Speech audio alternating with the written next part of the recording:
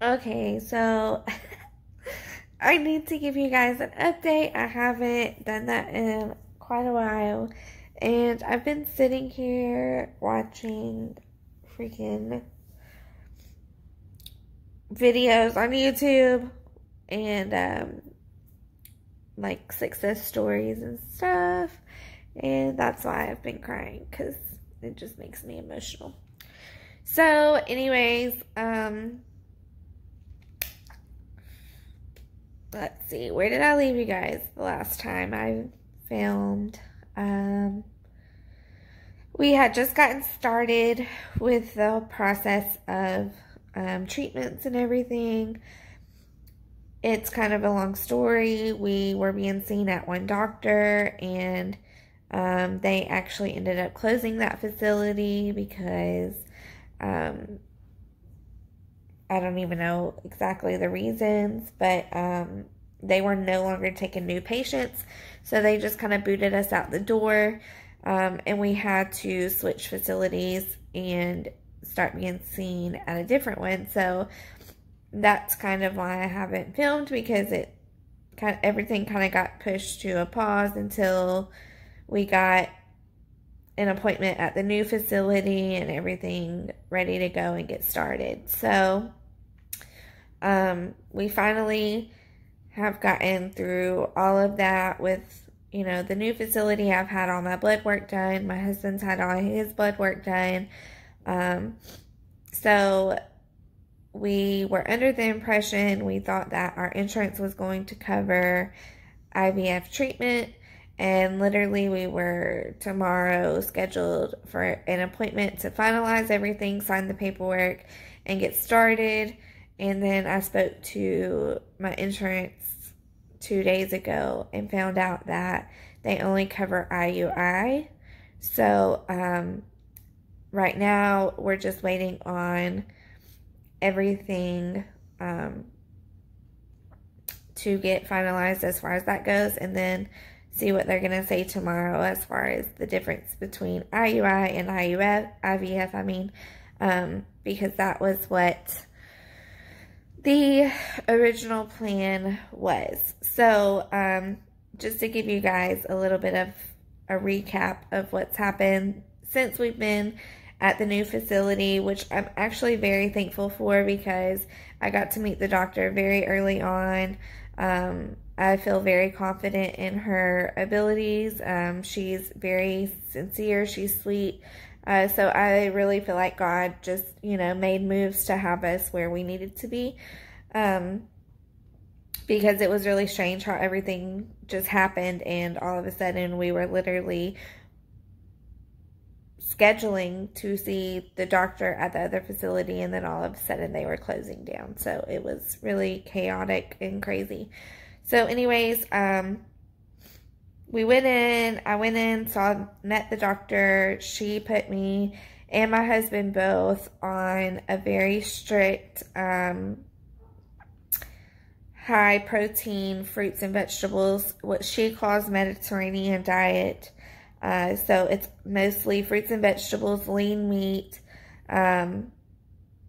You can't have like steaks and stuff like that very often. It's mainly fish and chicken. And then your diet is supposed to consist more of fruits and vegetables than anything else. We've both had to make several lifestyle changes. We are both smokers. We both have to completely stop smoking before we move into the actual procedures. I know that's a horrible habit. Wish neither one of us would have ever picked up on that. But so the initial appointment, with all of that being laid on me, was very stressful. And, you know, it was a lot to take in. I mean, because she's very genuine and she's nice, but at the same time, she means business. So it's like, she let me know, like, if you don't do these things, and, you know, we're not going to get good egg quality, we're not going to get good sperm quality, so there's no point in doing the procedures if you guys aren't going to do what you need to do to make sure that this is going to be as successful as it possibly can. So,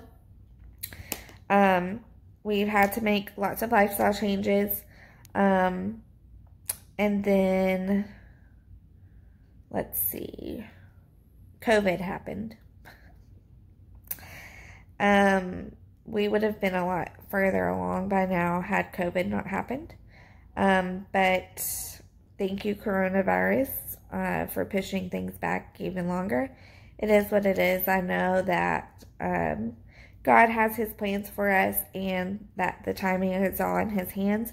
So I'm not questioning any of that. I'm just going to keep a positive mindset and keep an open mind and just know that things are happening the way that they're intended to happen.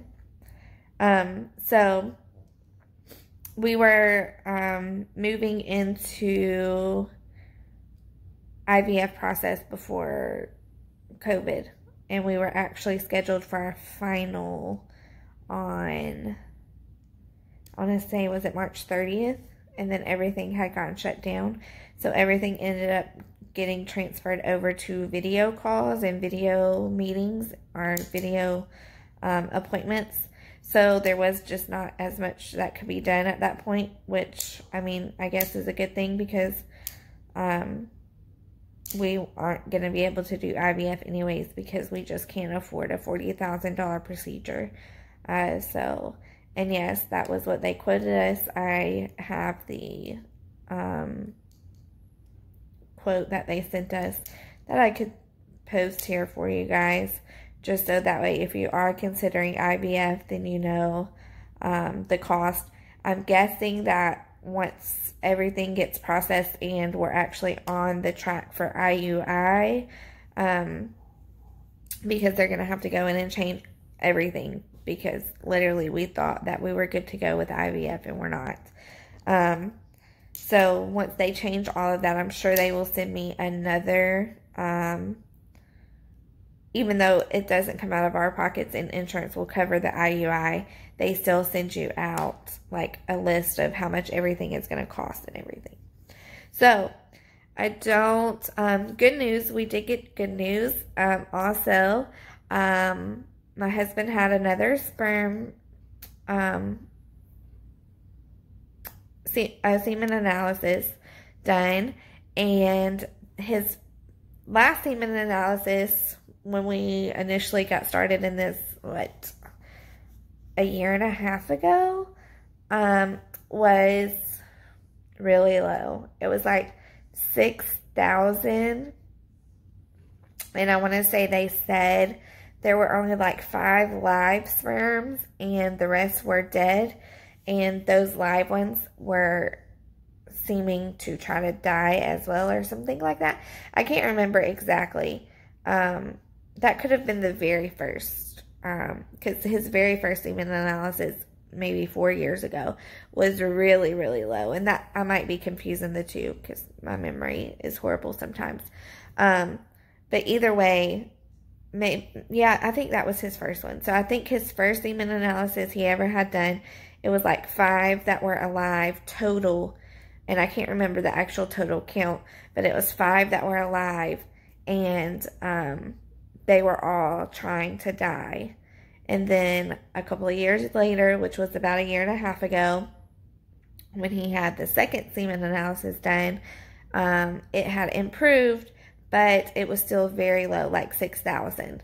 And they weren't able to check like the mobility of them or anything like that. So we were kind of still like, well, what does this mean? Like, if it would have still been that low, there would have been no way we could have tried IUI, because they weren't even able to tell what sperms were good and what sperms were not good, because there just wasn't enough.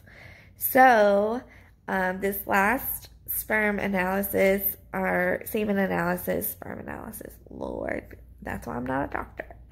This last semen analysis came back and he had 10 million. Was it 10 million? 10 million or 40 million, I can't remember, but it was like 10 million, I think.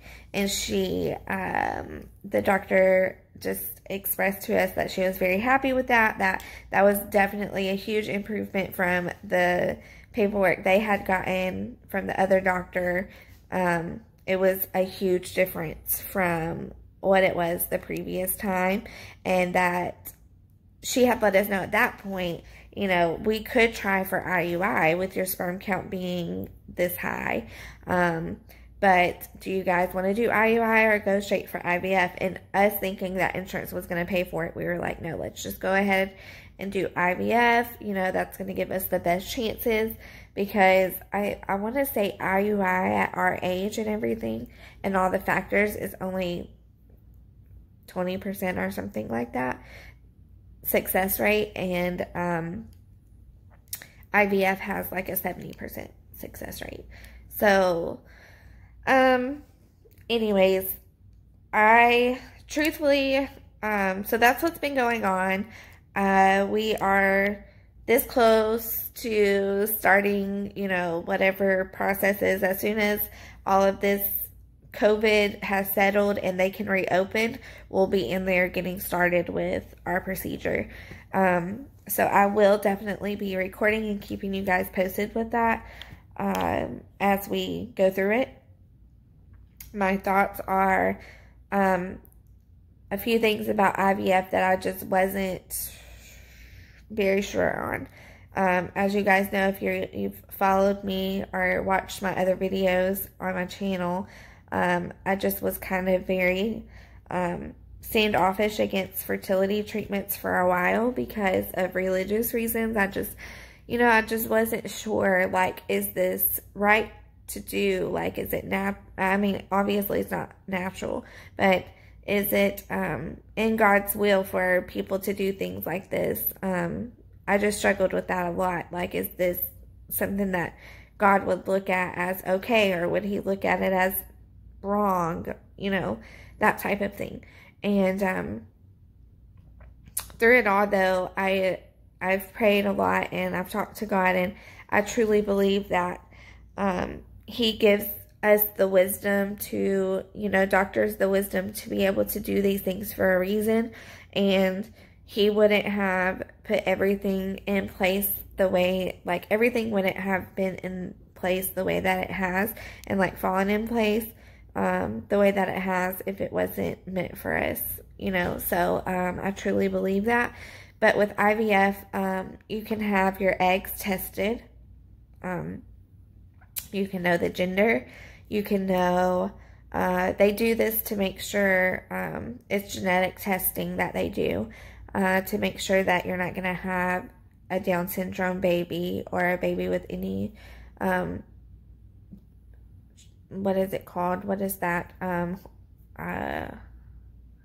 What is that chromosome disorder where you could possibly have a stillbirth or a miscarriage later on. And I struggled with that. My husband was automatically like, well, I just feel like, you know, we're to this point, like, obviously, like, we're where we need to be to continue the process of trying to have children and everything. So I just feel like since we're already doing this part of it, we should just go ahead and have these tests done. And my whole point is that I'm kind of excited now because we don't have to worry about that part of it, because with IUI, that's not part of it. They will just go through his sperm and take the best ones out and inject those into my cervix. So it's not as invasive. It's not going to be, you know, I was also concerned because I've had 3 surgeries just for my endometriosis, and I've had other surgeries in my life, and I don't like being put to sleep. It scares me. Plus, it really affects your brain cells. Some people don't believe that, but it really does. Every time I've ever had a surgery, I feel like I wake up stupider. I know that seems insane, but with the IVF, they were going to put me under anesthesia, and I did not really want to do that. I'm more about, like, the all natural, let me do this and just deal with the pain. Like, I can deal with it. I don't need the medications and all that stuff. Obviously, I couldn't have somebody cut on me, but anyways, I'm rambling at this point.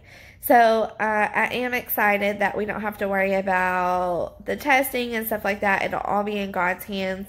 You know, it's just going to be the sperm just needs a little bit of help to reach the egg. And that's basically what the IUI procedure is. So again, I will keep you guys updated. If y'all want to continue to follow our journey, like and subscribe to my channel. And yeah, God bless, and I will see you all soon.